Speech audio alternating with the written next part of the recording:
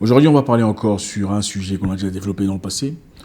On a reçu beaucoup de messages, particulièrement sur la vidéo précédente, qui parlait de négociation.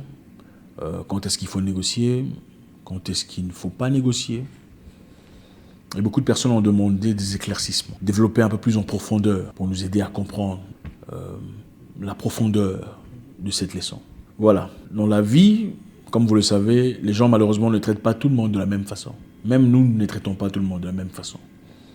La preuve en est que quand une personne vient auprès de vous pour demander un emploi ou de l'aide, très souvent l'aide en rapport avec son apparence. Ouais, je sais que certains l'avoueront. Quand une personne propre se présente auprès de vous, propre, parfumée, qui parle bien, s'explique bien, vous avez une estimation de ce que vous pourrez offrir comme minimum en tant qu'aide ou en forme d'aide. Par rapport à une personne moins propre ou moins sur les détails qui se présentent pour la même cause. Ouais, l'être humain juge, même sans le vouloir, sans le reconnaître. Nous jugeons tous d'une certaine façon. Certains un peu plus que les autres, mais nous le faisons tous. C'est-à-dire que nous pouvons ainsi influencer la façon d'être perçu par les personnes avec qui nous rentrons en contact. Vous savez, comme vous le savez d'ailleurs, les relations humaines ne sont pas toujours égales. Votre façon de traiter M. A ne sera pas la même façon de traiter M. B.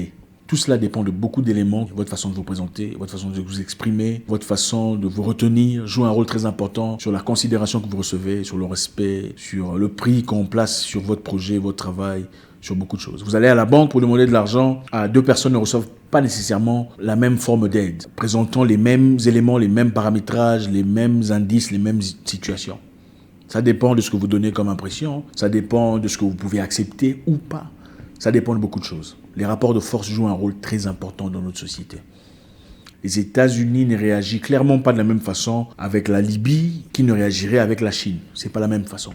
Rapport de force. Alors l'autre fois on disait, en parlant de négociation, que quand vous avez besoin de faire des achats, il faut négocier, surtout en Afrique, d'accord? Surtout en Afrique et en Asie aussi d'ailleurs. Mais parlons d'Afrique, puisque nous sommes majoritairement africains.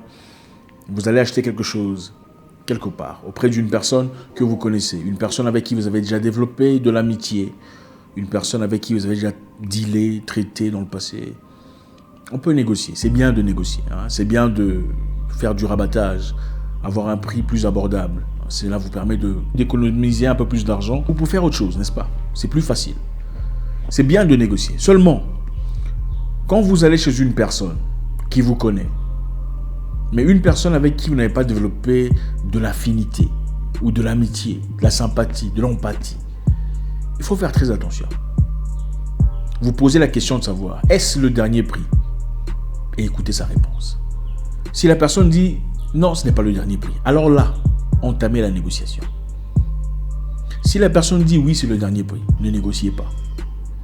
Ne négociez pas parce que c'est en ce moment-là qu'on vous valorise. C'est en ce moment-là qu'on vous estime. C'est en ce moment-là qu'on vous pèse. C'est vrai que votre valeur ne peut pas être quantifiée par le montant que vous avez.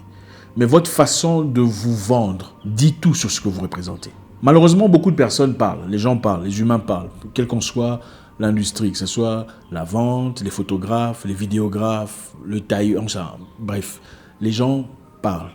Et on ira dire aux gens, ah, ce gars-là ou cette fille-là, elle paraît tout ça sur Internet, mais en réalité, viens négocier. Oui, les gens parlent.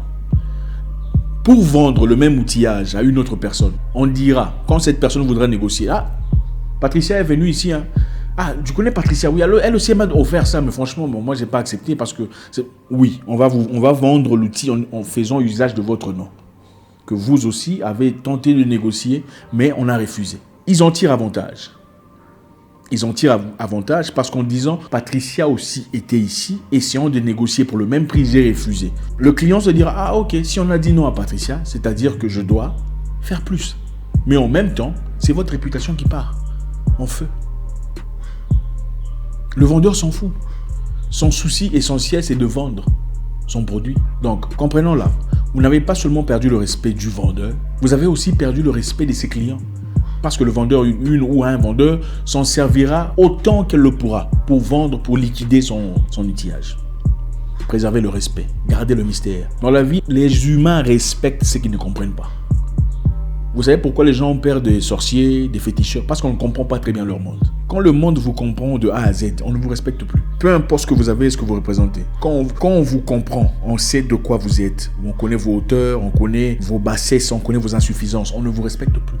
Il faut garder le mystère. Que vous ayez de l'argent ou pas, il faut toujours lutter pour garder le mystère. Vous allez négocier auprès d'une personne qui ne vous connaît pas très bien, une personne avec qui vous ne discutez pas nécessairement, une personne qui vous connaît à distance, à longueur de bras. Gardez le mystère. Ça coûte combien? 500. Tu as 500, tu payes. Tu n'as pas 500, ok, merci. Passez une bonne journée. Partez. Ne négociez pas. Oh non, tu peux pas prendre 300. Non. Demandez. C'est le dernier prix? Ah non, on peut discuter. Là, discuter. Si elle dit que c'est le dernier prix, croyez-moi, si vous continuez à discuter, on se servira de vous comme point de vente. Deuxièmement, vous êtes un vendeur de quelque chose. Vous êtes un mannequin, vous êtes photographe, peu importe ce que c'est. D'accord? Les gens viennent négocier auprès de vous. Il y a des moments où il faut négocier, accepter pour gagner de l'argent. Quand vous êtes en position de faiblesse, il y a des moments où il faut accepter. Mais il y a des moments où il faut dire non. Non dans quel sens? Je vous donne un exemple.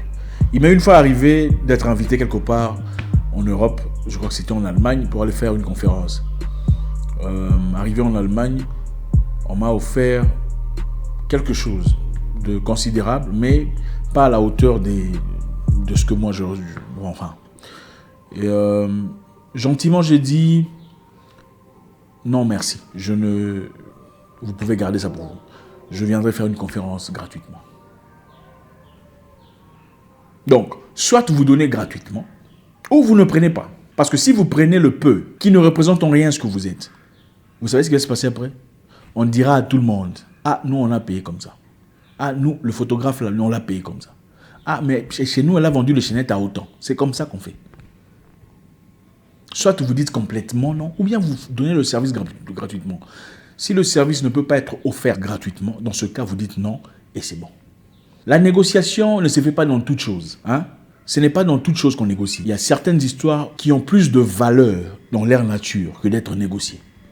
Imaginez-vous, on vient vous épouser par un homme que vous avez beaucoup apprécié, vous avez vanté ses capacités. Oh, qu'est-ce qu'il est beau, il est grand, il est fort. Il a une direction dans la vie. Sa famille arrive, assis, il commence à parler de négociation, de la dot. Votre famille établit un prix. Et sa famille commence à négocier. Il négocie sur tous les points. Il négocie jusqu'à réduire à un point vraiment bas. Comment vous vous sentez?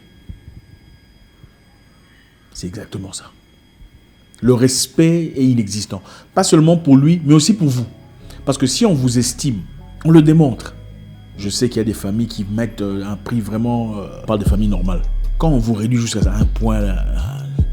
ça blesse votre réputation, ça blesse votre identité, ça blesse votre confiance en soi. C'est exactement ça. Il arrive des moments où rien vaut mieux que peu. Vaut mieux partir pour rien que partir pour trop peu. Voilà pourquoi d'ailleurs, tout est censé être symbolique. Il arrive un moment où le respect vaut mieux que l'argent. Quand c'est trop peu, en rapport à ce que vous représentez, et le courage de refuser, ou le courage d'avorter l'achat. Si c'est trop cher, vous n'avez pas assez d'argent, ne démontrez pas votre pauvreté, disant ah tu vois nous on est pauvres. Non, il faut pas faire ça. Nous on est en difficulté. Non, il faut pas faire ça.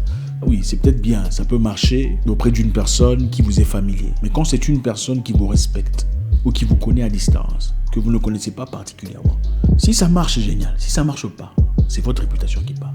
On se servira de vous comme point de vente. Pour finir, vous utilisez quelqu'un pour faire un travail pour vous. Une personne qui clairement vous respecte. Par réputation, il faut payer à temps. Et payer conformément à vos attentes. Payer à temps parce que votre respect en dépend. Quand une personne te connaît à distance et te respecte, et enfin a la possibilité de travailler avec toi, il t'observe. Il veut s'assurer que tu es vraiment ce que tu parais être. Et ne t'en fais pas.